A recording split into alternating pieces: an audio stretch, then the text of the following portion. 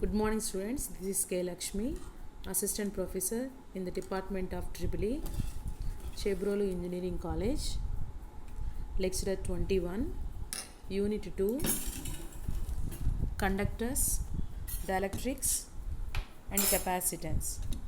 Topic, Boundary Conditions. Now, in this video lecture, I would like to discuss about boundary conditions between conductor and free space, and also boundary conditions between conductor and dielectric medium. Now, consider a boundary between conductor and free space. First of all, we know about what is a ideal conductor. Ideal conductor means it having infinity conductivity. Example for ideal conductors are copper, silver, etc.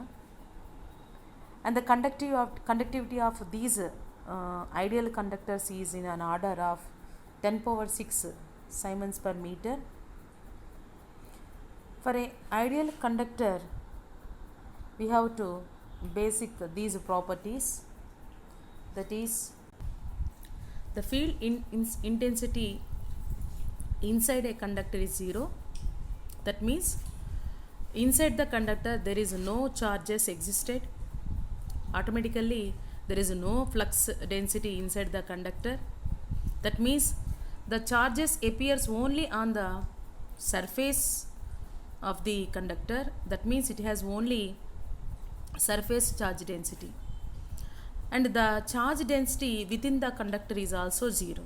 That means electric field intensity, electric flux density and the volume charge density within the conductor is 0. This is a very important point. That means there is no charge inside the conductor. It has only surface charge density on the surface of the conductor. So this is the key point for we have to study we have to know for studying boundary condition between conductor and free space.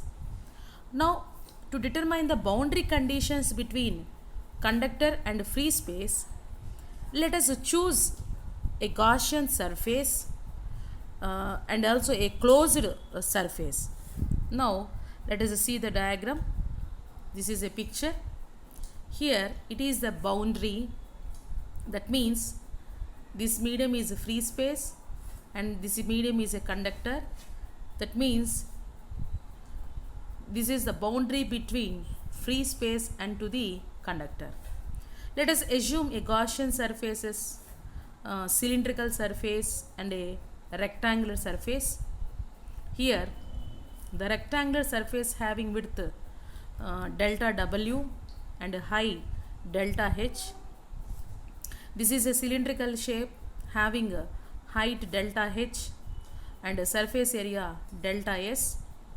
From the figure it is clear that half of the rectangular and half of the cylinder placed in free space and half of the rectangular is placed in conductor. That means the height delta H is splits into two parts here.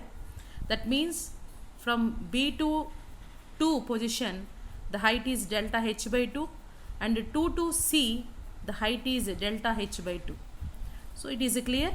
Then another point is here the electric field intensity on the conductor is this is the direction, and it splits into two components, that is normal component and tangential component on the boundary between free space and conductor. And here this is the flux density direction on the boundary between free space and conductor. And here d bar is also splits into two components, one is tangential and another one is a normal component on the boundary.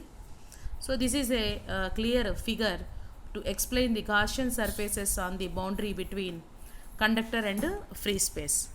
Now let us discuss about how to write the electric field intensity on the boundary between free space and conductor by taking a Gaussian surface that is a rectangular path A, B, C, D and A.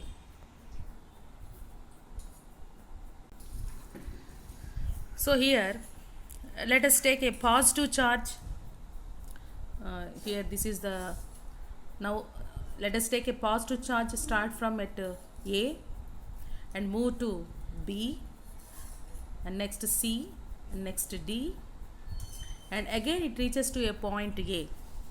Then what is the total work done? In this case is equal to 0. Why? Because as according to definition of work done, it compulsory show some displacement. But here as the positive charge it starts from A and it again reaches to position, same position A. That's why the total work done, the total displacement of the positive charge is equal to 0. That means the work done is expressed in the form of integral E bar dot dl. That value is 0 for this closed path. Why? Because the starting and final positions of the positive charge is the same. Now this integral E bar dot dl, the path is splits into 4 parts. That is, it starts from A to B. That means we have to calculate the work done from the point charge starts from A to B. That is integral A to B E bar dot dl. Similarly, integral B to C E bar dot dl, integral C to D E bar dot dl and also integral D to A E bar dot dl. So these 4 parts sum is equal to 0. Why? Because for a closed path, for a closed counter, the work done in carrying unit passed charge along this closed path is 0. Okay, so first we calculate the what is the integral values for these 4 parts. So it is clearly confirmed that the integral A to B, that means the two sides A to B and C to D are parallel to tangential direction to the surface, while the other two sides, that is B to C and D to A, are normal to the surface at the boundary. So that is clear from this figure. So here these are the sides AB and CD are tangential terms and these are taken as a normal components. So here again we have to the behavior of conductors. Within the conductor there is no charge, that is there is no electric field. That means when you observe this side, this is the position within the conductor. That means when a positive charge travel from C to D, there is no electric field in this part. Why? Because we have to know the important property of conductor. Within the conductor there is no charge. So there is no charge, there is no existence of electric field. That means integral C to D value E bar dot dl becomes to 0. Why? Because corresponding E bar value is 0. That means we have only 3 parts. One is A to B, B to C and D to A. Here delta W is the width of the rectangular path. If it is very small, that means the integral A to B E bar dot dl, here let us assume E is constant, hence it is taken out of integration just right before the integration. So E bar integral A to B dl. So what is the length between A and B? That is equal to delta W. So simply the value of integral A to B E bar dot dl value is equal to E bar del W.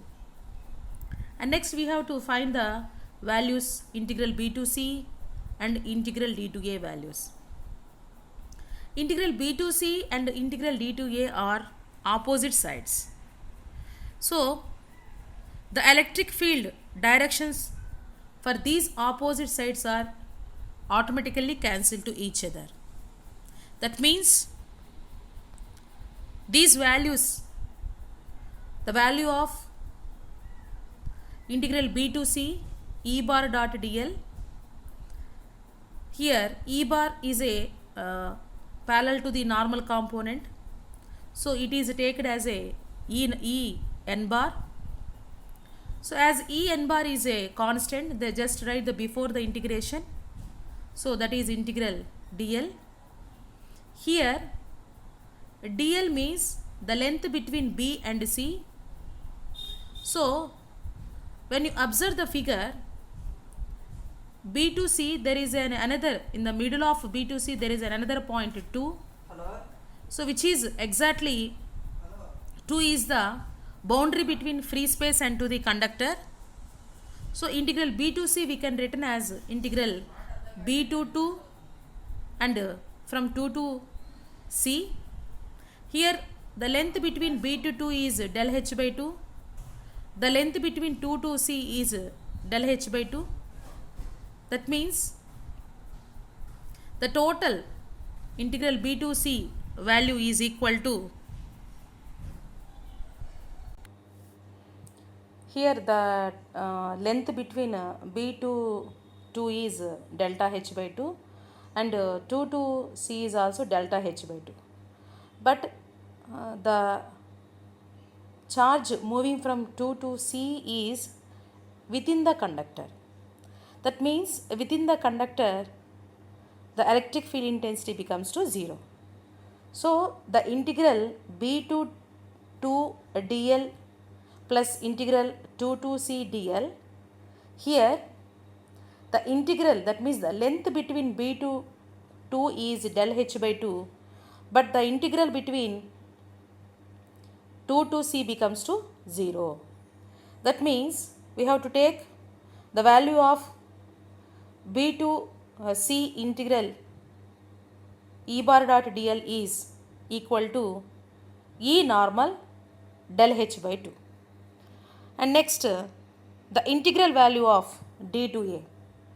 Here also the same condition, whatever we have to follow the path from b to c, that means the value at b to c is equal to E normal del h by 2.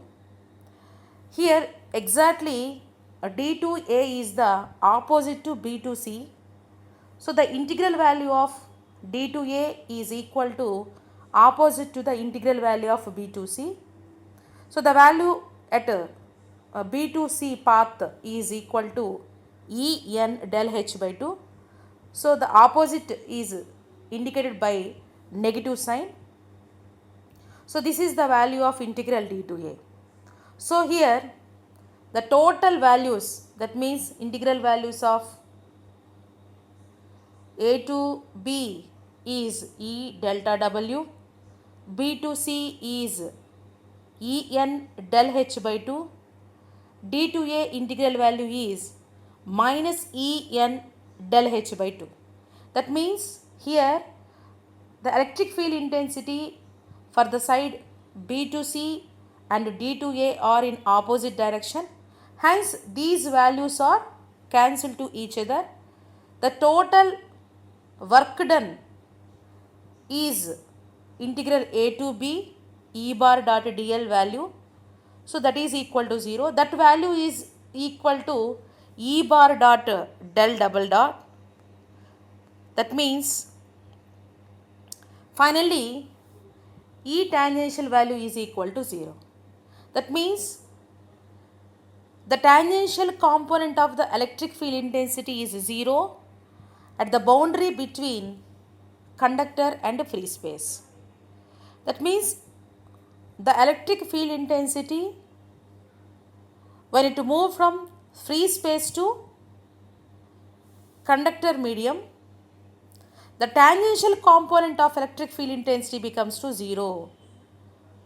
So, depending upon the relation between E and D, here we can also discuss about the what is the condition for electric flux density. So, as the relation between D and E, D is equal to epsilon naught E. So, here the tangential component is clearly equal to 0, then automatically the tangential position of electric flux density is also equal to 0. Thus, the boundary between conductor and free space is always direction perpendicular to the boundary.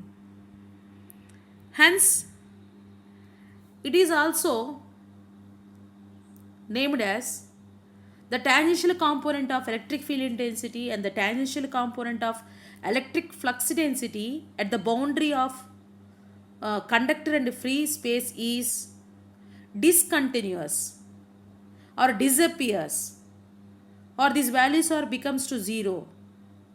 That is the final conclusion. And the next case is, what about the normal components? Here we discuss about the entirely on tangential components. Then what about the normal components? For discuss about the normal components, here we have to select a Gaussian surface, that is a cylindrical Gaussian surface having height delta h and having surface delta s. Here for this case we have to use Gauss law. So according to statement of Gauss law, for any Gaussian surface or closed surface, integral d bar dot ds bar value is equal to q.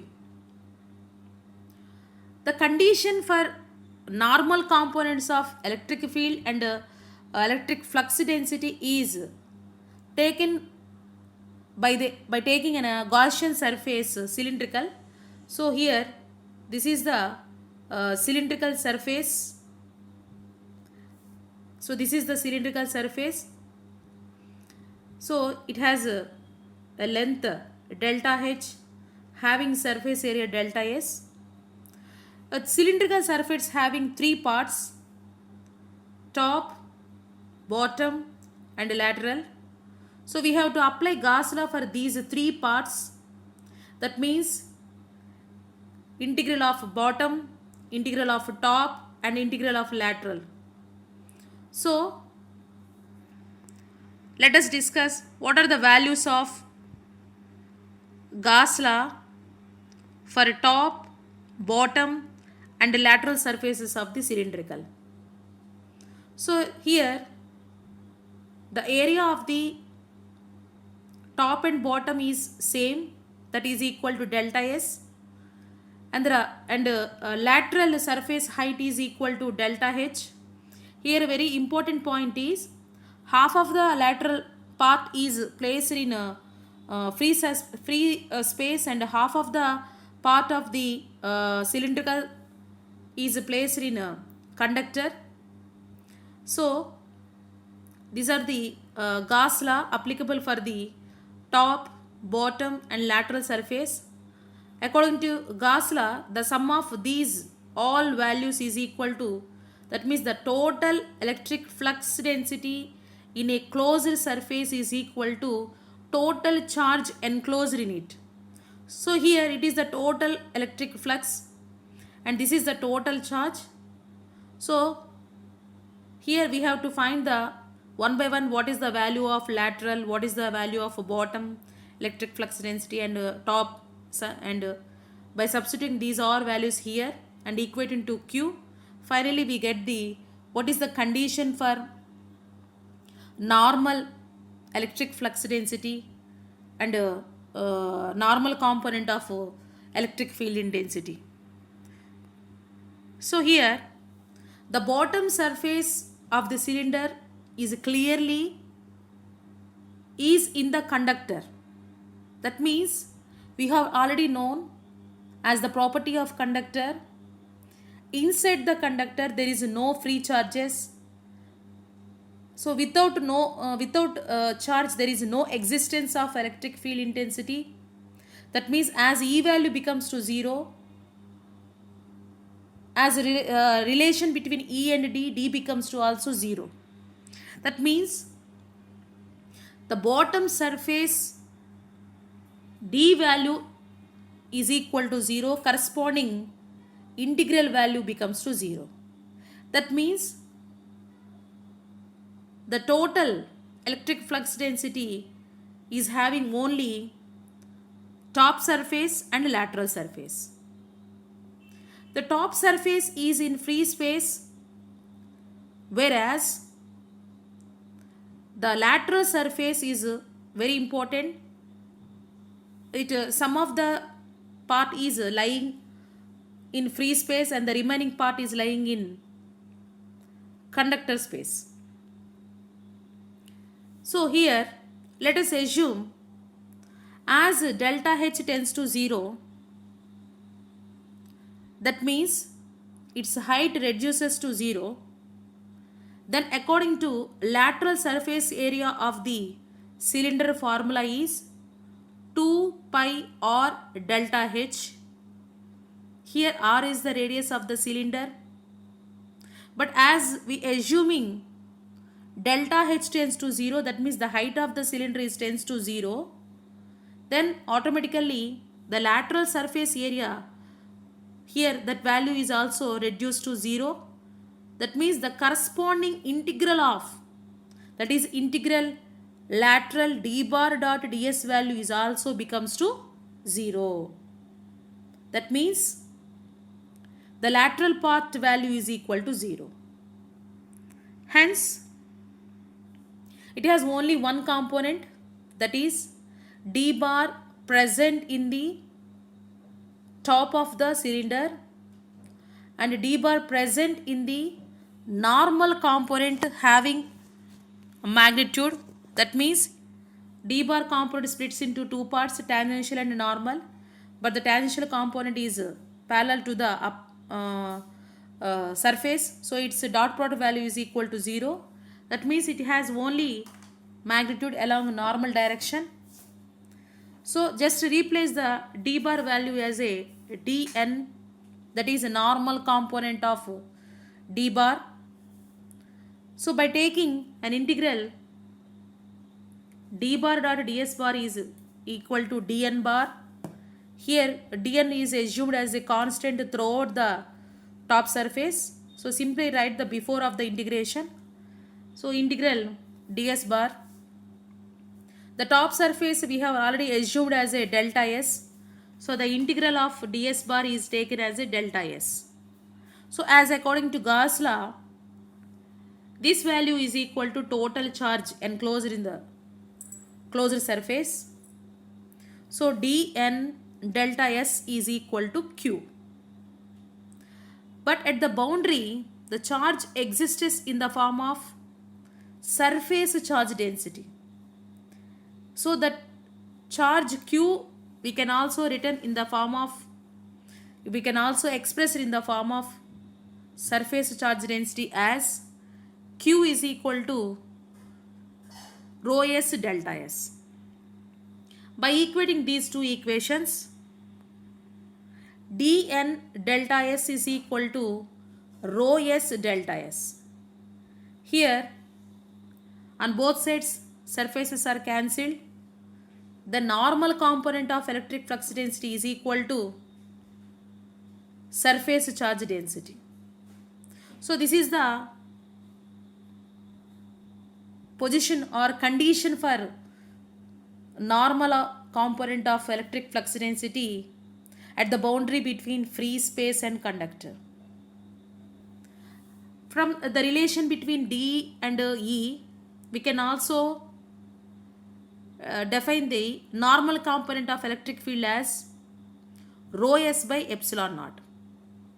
That means it is theoretically, this statement is expressed as the normal component of electric flux density is equivalent to surface charge density. So, this is the total boundary condition between conductor to free space. In the similar manner, we have also discussed about the boundary conditions between conductor and dielectric. So we have already discussed the boundary condition between free space and conductor. So the same derivation we have to take, just a small change by substituting the value epsilon is equal to epsilon naught. Why? Because for a dielectric medium, epsilon r value is taken as a 1. So, for a dielectric medium, this epsilon value is taken as epsilon naught. Thus, the boundary conditions between conductor and dielectric with epsilon is equal to epsilon naught epsilon r. Why? Because for a free surface, epsilon r value is taken as a 1. Then entire we have to substitute the epsilon value as a epsilon naught for free space. But for a dielectric, we have to write epsilon as a epsilon naught epsilon r. So simply substitute the or simply replace the epsilon naught value by epsilon naught epsilon r, and the conditions are throughout the same. That is, the boundary between conductor and dielectric in case the tangential component of electric field intensity and the tangential component of electric flux density are discontinuous or disappear, or the values are becomes to 0. And the normal component of electric flux density is equal to surface charge density, and the normal component of electric field intensity is equal to rho s by epsilon. Here we have to take epsilon value as a epsilon naught epsilon r. So in the same way, we have to write boundary conditions between conductor to conductor, conductor to free space, conductor to dielectric, dielectric to dielectric. The process is the same for any boundary conditions between any two mediums. By considering Gaussian surface, by applying Gauss law, by taking their properties are considered, and by applying the Gauss law and work done integral E bar dot dl formula, finally we got the boundary conditions between any two mediums. So this is the about boundary condition between conductor to free space all we discuss, and the similar manner boundary condition between conductor and dielectric. Thank you.